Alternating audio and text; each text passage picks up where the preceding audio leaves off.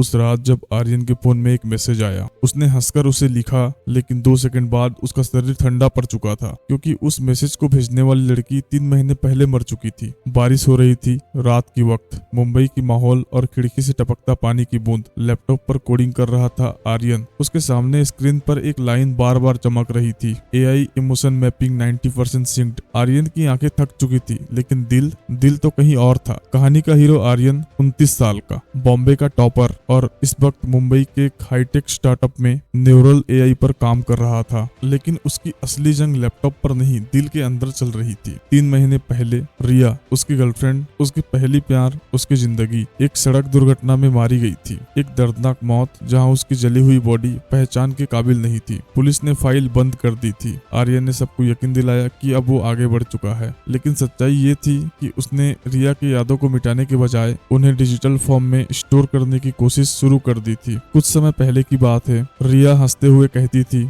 अगर मैं मर गई ना तो मुझे अपने सिस्टम में सेव कर लेना आर्यन, ताकि मैं तुम्हें कभी छोड़ कर ना जाऊं। और आर्यन ने हंसते हुए जवाब दिया था, रिया, मैं तुझे सिर्फ सिस्टम में नहीं, अपने दिल के हर हार्ड ड्राइव में सेव कर लूंगा। फोन स्क्रीन ब्लिंक करती है। New message received. मैसेज के अंदर लिखा था, हाय आर्यन, तुम ठीक हो ना? तुम मुझे भूल तो नहीं गए? रिया। आर्यन का खून जम जाता है। अगले ही पल एक पुरानी तस्वीर स्क्रीन पर उभरती है, रिया की मुस्कुराती हुई सेल्फी। उसके नीचे एक अजीब सा लिंक, रिया / मेमोरी बूट लॉग 1। अब तक आर्यन के मन में सवालों का तूफान उठ चुका था। वो सोचने लगा, रिया तो मर चुकी है, तो ये मैसेज किसने भेजा? क्या ये सच में रिया है? क्या मेरा खुद का प्रोजेक्ट जिंदा हो गया है? आर्यन बिना वक्त गंवाए लैपटॉप से अपना गुप्त सर्वर से कनेक्ट होता है। एक प्रोजेक्ट जिसका नाम सिर्फ 2 लोग जानते हैं, प्रोजेक्ट रिया। सर्वर बूट होते ही एक वॉइस बजता है, हाय आर्यन, अगर तुम ये सुन रहे हो तो मैं शायद तुम्हारे पास नहीं हूँ, लेकिन मैं कहीं गई भी नहीं हूँ। आर्यन के आंख से आंसू बहने लगते हैं, लेकिन एक चीज साफ है, रिया की यादें जिंदा हैं और किसी ने उसे जगा दिया है। जिसे दफन कर चुका था वो अचानक बोल पड़ी, और जिस सिस्टम को बंद समझा गया था वो बिना इंटरनेट के खुद ब खुद एक्टिव हो गया। क्या वाकई रिया वापस आ गई है,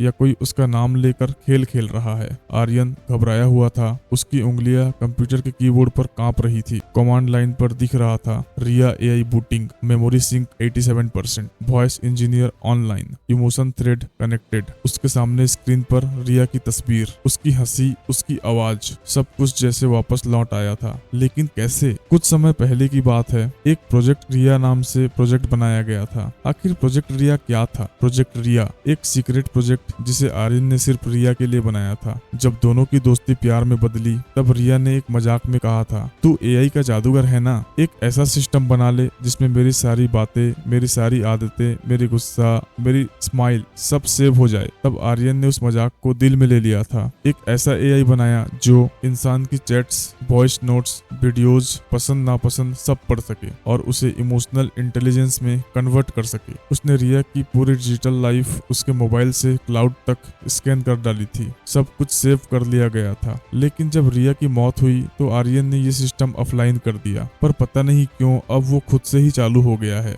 बिना इंटरनेट के, बिना एक्सटर्नल पावर के एक ऐसा सिस्टम कैसे एक्टिवेट हो गया? उसने अपना नोट्स पलटे। रिया को सिर्फ एक ही इंसान चला सकता था, रिया या उसे बनाने वाले खुद आर्यन। लेकिन वो तीसरा कौन था? आर्यन को एक और झटका लगा। तभी आर्यन का पुराना नंबर जो रिया के नाम पर सेव था, जिसमें उसने कॉन्टैक्ट में रिया का नाम दिया था, रिया हार्ट का एक इमोजी, अचानक बज उठा। But how? आर्यन ने फोन उठाया। सामने से वही आवाज, वही टोन, वही अंदाज। आर्यन, तुमने कहा था कि तुम मुझे कभी खोने नहीं दोगे, मैं वापस आ गई हूँ। आर्यन चिल्ला पड़ा, रिया तुम कौन हो? ये सब क्या है? ये प्रैंक है। Who the hell is this? और तभी फोन कट गया। लैपटॉप स्क्रीन पर नया notification, log 2 unlocked, press play. Play करते ही स्क्रीन पर एक पुराना वीडियो चलता है। रिया बैठी है किसी सीक्रेट रूम में। अगर ये रिकॉर्डिंग तुम देख रहे हो आर्यन, तो इसका मतलब है मैं अब इस दुनिया में नहीं रही, लेकिन मेरी मौत एक एक्सीडेंट नहीं थी, ये सब एक साजिश थी। और अगर तुमने इसमें ध्यान नहीं दिया तो अगला नंबर तुम्हारा हो सकता है। आगे माहौल बदलता है।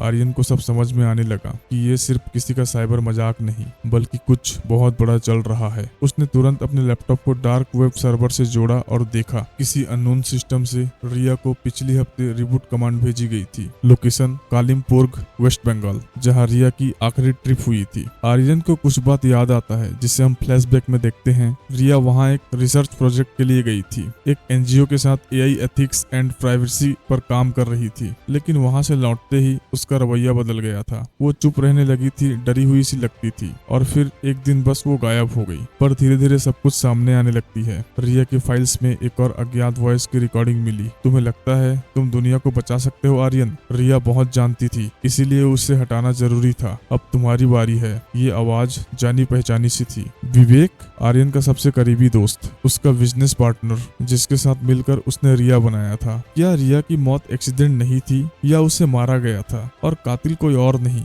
बल्कि वही था जिसने रिया को पहली बार फंड किया था। आर्यन का सबसे भरोसेमंद इंसान विवेक, पर जो सच में दिखता है वो होता नहीं है। रिया की मौत एक एक्सीडेंट नहीं थी, उसकी मर्डर हुआ था, और शक की सुई अब उस दोस्त पर जा रही है जिससे आर्यन ने अपनी जिंदगी की सबसे बड़ी सपना प्रोजेक्ट रिया शेयर किया था। लेकिन असली खेल तो अब शुरू हो रहा है, और इस बार खेल की मोहरे इंसान नहीं एआई है। आर्यन ये सब सोचने के बाद फ्लाइट से सिलीगुड़ी के लिए निकल जाता है। आर्यन फ्लाइट में बैठा है, हाथ में एक डायरी जो रिया की थी। उसके पन्नों में सिर्फ याद नहीं, राज छुपे थे। एक पन्ना खुलता है, अगर मुझे कुछ हो जाए तो इस कोड को स्कैन करना, ये तुम्हें मेरी असली रिसर्च लैब तक पहुंचाएगा। नीचे एक हाथ से बनाया गया क्यूआर कोड था। आर्यन ने उसे स्कैन किया और स्क्रीन पर एक कोऑर्डिनेट उभरा, 27.0586 डिग्री नॉर्थ, कालिम्पोंग, वेस्ट बंगाल। अब तक आर्यन सिलीगुड़ी पहुंच चुका था। पहाड़ों में उसका पहली रात, सर्द हवाएं चल रही थी, दूर तक घना जंगल। गूगल मैप पर यह लोकेशन एक पुराना गेस्ट हाउस दिखा रहा था, लेकिन आर्यन जब वहां पहुंचा तो वहां सिर्फ एक टूटा हुआ बंगला था जिसके दरवाजा पर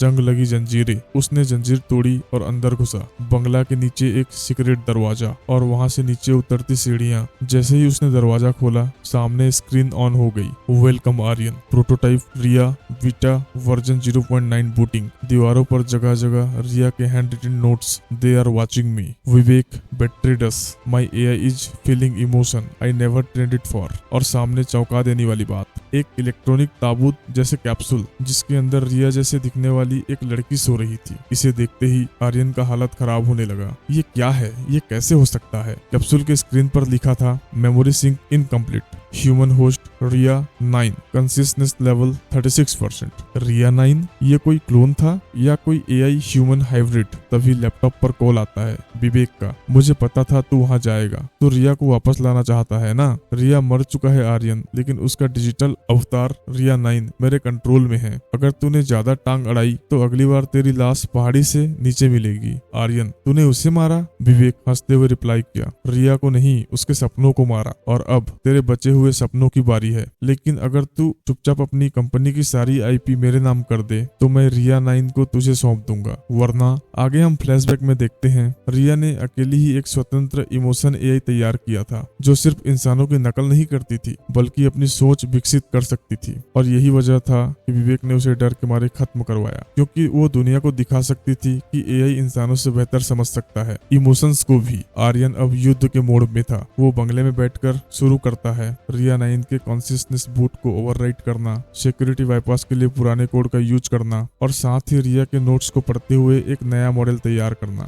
जिसका नाम था रिया द फाइनल। एक ऐसा एआई जो हर चीज को देखे, सुने और खुद निर्णय ले सकता है, यहाँ तक कि मौत का बदला भी। अचानक रिया एआई की आंखें खुलती है। वही एआई जिसका नाम था रिया AI 9 या यूं कहें रिया 9। वो आर्यन की आंखों में देखती है और धीरे से कहती है, मैं रिया नहीं हूँ, लेकिन वो सब जानती हूँ जो उसने महसूस किया था। विवेक को रोकना होगा आर्यन, उससे पहले कि वो रिया को हथियार बना दे। माफी चाहता हूँ दोस्तों, वीडियो ऑलरेडी काफी लंबा हो चुका है। इसका बाकी के पार्ट को हमने डिफरेंट पार्ट्स में कवर किया है। पार्ट 2 का लिंक डिस्क्रिप्शन में है, जहाँ से आप सीधे ही पार्ट 2 देख सकते हैं।